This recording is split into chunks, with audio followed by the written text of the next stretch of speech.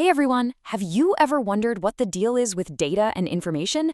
They sound kind of the same, right? Well, today we're going to solve that puzzle. It's actually super interesting, so let's jump right in and figure this out together. Okay, first things first, I've got a question for you. Take a look here. On one side, we've got a pile of ingredients for baking, and on the other, we have an amazing, delicious-looking cake. So, what's the biggest difference between the two? Seriously, think about it, because the answer is the key to everything we're talking about today. Right now, if we just look at those ingredients, it's just a jumble of things, isn't it? We've got some flour here, a couple of eggs there, some sugar. They're all just separate items. By themselves, they don't really do much. It's just a pile of stuff. And come on, let's be real. You wouldn't want to eat that pile, would you? A big spoonful of raw flour? A raw egg? Yuck, no way. As it is right now, that pile isn't useful at all. That pile of ingredients, it's the perfect way to think about our first big word, data. Yup, data is just like that pile of stuff. It's all the individual pieces you need to start with before you can make something way cooler. So what is data, really? It's just raw, unorganized facts and figures. Think of them as little bits and pieces of anything, numbers, words, even pictures. But the key thing is, on their own, they don't really have any meaning yet. Look at these. These are perfect examples of data. 10 degrees Celsius, okay? Blue, 17 brothers? 5 goals? Friday? Spiders? What does any of this mean? Right now, absolutely nothing. They're just random facts floating around without any story to connect them. Or how about this one? 161.2. That's it, just a number. Is that a lot? Is it a little? Is it important? We have no idea. It's pure data, and right now, it's a total mystery. So, what do you think it could be? It could be anything, right? Maybe it's someone's height. Or maybe it's a super high score in a video game. It could even be how much money is in a piggy bank.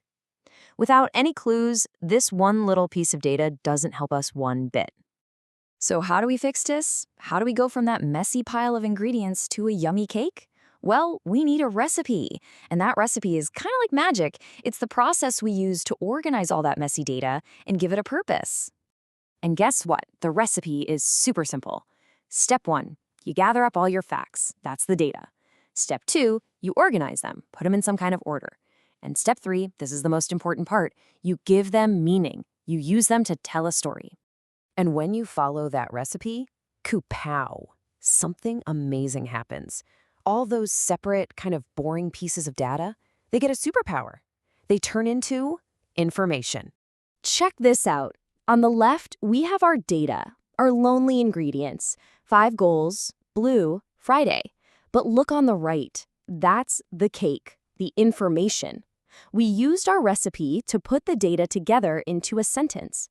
On Friday, the blue team scored 5 goals. See? Now it makes sense. It actually tells us something. This right here is the big secret. Data plus meaning equals information. It's like a really simple math problem.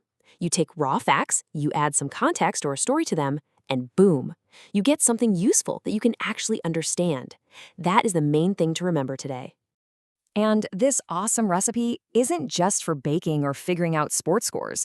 We turn data into information all the time to help us make smart choices about, well, everything. So for example, imagine we ask a bunch of kids what their favorite bug is. Every single answer is just one piece of data. Spider, ladybug. But when we organize all that data into a chart like this, it becomes information. We can see right away that ladybugs are the most popular. So now we know which bug stickers we should probably get for the party. Here's another really good one. A weather station collects tons of numbers all day long. That's the data. You know, the temperature, how fast the wind is blowing. But when a weather reporter takes all that data and puts it together, they give us a forecast. That's the information. And that information helps us decide, hey, I should probably bring an umbrella today. See, it helps us make a decision. So that's why this whole thing matters so much. We turn data into information so that we can understand the world around us. And when we understand things a little better, we can make much, much smarter choices. Now that you know the difference, I bet you're going to start seeing data everywhere. The number of red cars you see on the way to school, the scores in your favorite game, it's all data. Just waiting for you to come along, give it some meaning, and turn it into a cool story. So my question for you is, what story will you tell with data today?